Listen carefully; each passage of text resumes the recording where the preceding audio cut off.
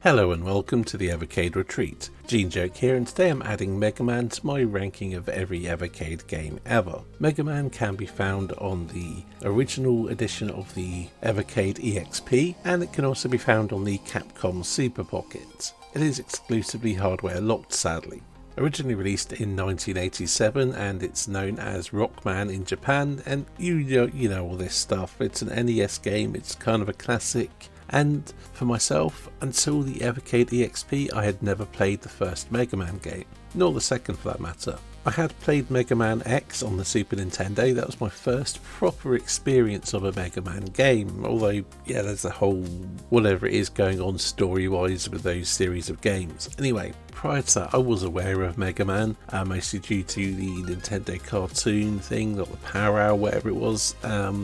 I think it got included in a Super Mario show over here or something. Vague Saturday morning cartoon memories. But aside from that, the only other Mega Man thing I had played was one of these Tigertronics type things, you know, the LCD games. And I really liked that. I liked the idea of feeding the robots, taking their abilities and so on and so forth. So for the game itself, like I said, it's the first time I played it on the EXP and I had an absolute blast with it. I had heard how it's notoriously difficult, and again, bear in mind this is playing with save states and doses and here and there, and naturally save states make the game easier. I wasn't having to do it in one sitting or anything like that like you would have had to back in the day. But that said, I didn't find the majority of the game all that difficult. Some of the bosses could be challenging, and understanding which weapon to have was key to it really. But the main platforming levels, or the run and gun platforming levels, whatever you want to call them, I didn't find those particularly difficult. The bosses I did find a bit more challenging, and that boss rush at the end, yeah, that was a challenge. That was where the majority of the challenge was for me, and if I'd played it back in the day, that might have been where I'd stopped playing. I'm not sure. I mean, playing as a kid when you've got more time on your hands, it is a bit of a different story, but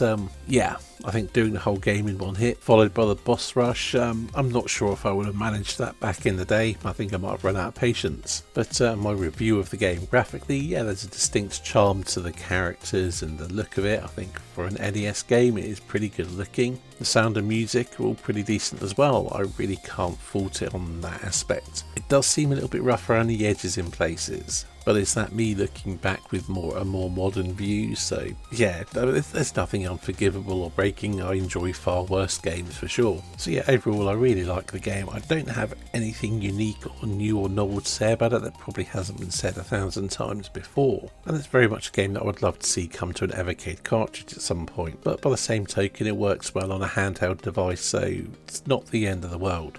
It's not like it's a big multiplayer game or anything, or one that really benefits from a large screen too much. But as someone who primarily plays on a console rather than a handheld, I would probably play it more if it wasn't locked to handheld. To place it on my overall ranking list, I'm going to put it above Flea, but below the Sword of Fargoal, which might seem odd to some people, I suppose, but hey, I really like the Sword of Fargoal. Anyway, I think that about wraps it up for this review, so thank you for watching, and I'll see you in the next video.